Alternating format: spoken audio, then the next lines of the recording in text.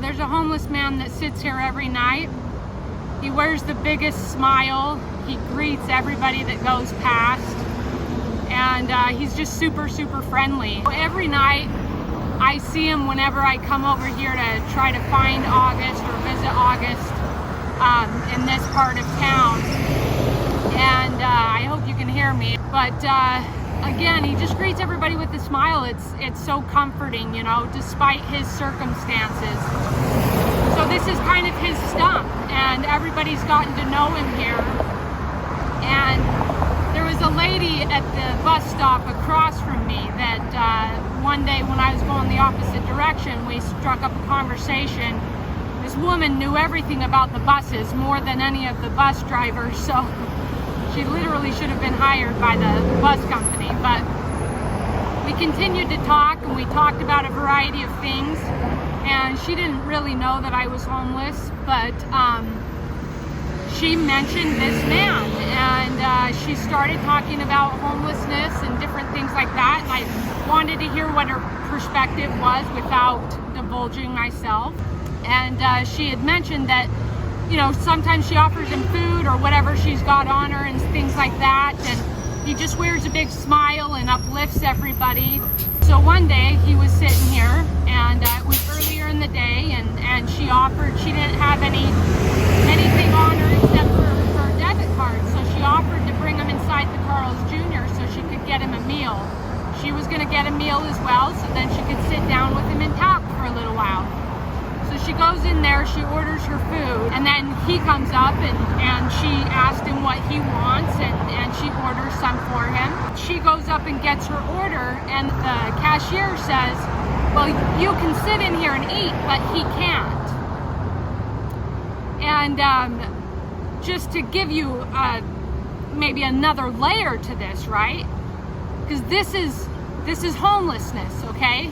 Maybe there's no other layer. They're discriminating against him because he's homeless, okay? They don't want him in there, and they don't want other homeless people in there. Now, I've sat in there a few times, and they can't tell, okay? And I mean, these are new pants. My other pants were dirty and filthy, so I actually found these in the trash the other day, and I'm so happy because they're black, so you can't really tell. Black t-shirt. I haven't showered in 2 weeks, but I guess you can't really tell with me, so I'm lucky. Sometimes I'm treated well, and other times people can tell and they know. They treat me like crap. Anyways, back to his story. So the cashier says, you can eat in here, but he can't. You know, with all of the issues that are going on in our world, and everybody who has some sort of victim status or some sort of status of discrimination, really it's the homeless that are treated the worst, that are treated like people were hundreds of years ago discriminated against because of their skin color. Now, for the optics on this, it's not just a homeless person, but an additional optics, which I don't think he was being discriminated because of this. However, Maxine is black, and this guy is also black. So the idea that you can't eat in there because you're homeless, but 100 years ago, you couldn't eat in there because you were black. I mean, what are we doing? You know, what are we doing? What are we doing? So she said, well, I want my money back then because I'm not going to eat in here if he can't eat in here. And good for her. Way to go, Maxine. And, you know, this is blatant. Tell you another story in a minute. Anyways, I'm going to take you to the next spot. I'm going to take you to a few spots that these are just things that have happened, so it's not, unfortunately, it's not out of the norm. But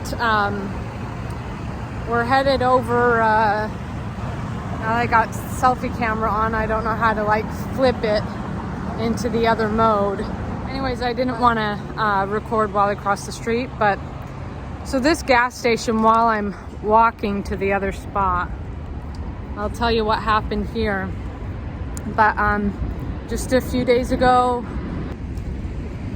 I was sitting actually right here, sitting here waiting for the bus, and right here, right by where that sign is, that white one, right behind it, there's a bunch of cars in the gas station, and I hear this huge crunch, you know, but I wasn't exactly sure. I thought it was a car hitting another car, but I wasn't exactly sure.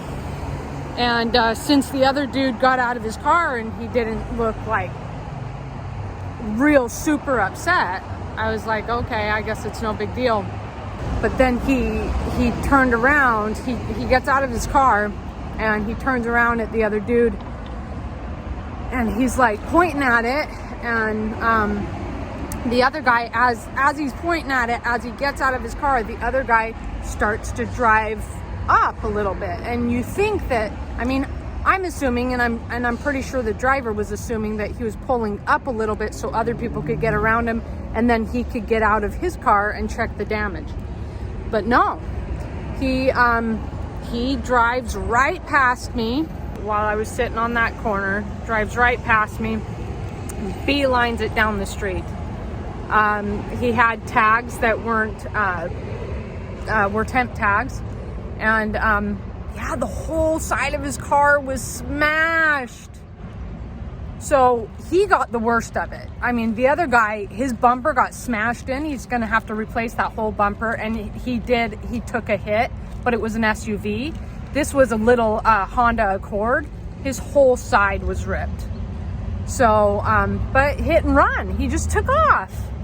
So I go up to the SUV and I'm like, dude, I saw it. I don't know what I can do to help you, you know, but I saw it and I felt so bad because I was like, man, I should have written down those plates. I do remember the first few letters. So I told him the first few letters and the make and model of the car. Just, you know, he saw the color and everything else, but I don't know that he was paying attention to the make and model. So I was there, and then two other dudes come out of the gas station, and I don't know what the deal was. I don't know if this guy was an Uber or something like that, but he starts telling him what the other dude did. And maybe the other dude was their buddy, I don't know. But they start yelling at him and like freaking out. And, dude, you're wrong, that never happened. Oh my gosh, this was here before we went in the gas station. This was here a long time ago. You know, he never did that. And they were super angry. And we do judge each other. Unfortunately, we judge each other, okay? And the way they looked, the driver, he was calm, he was chill. He was actually taking a lashing by them. And so he was probably the only person I've seen taking a lashing lately that was cool-headed. So good for him. Because these guys, they did look like they might do something to him. You know what I mean? They looked like they might have something on him. And this isn't the greatest part of town. So good for him for not being dumb and reacting. But he was in the right. They were completely wrong. I don't know if they were lying to get out of it. Again, I don't know what their relationship was to the dude who took off in the other car. So, anyway, that happened. And then just after that happened, I was walking down this sidewalk, just right over here.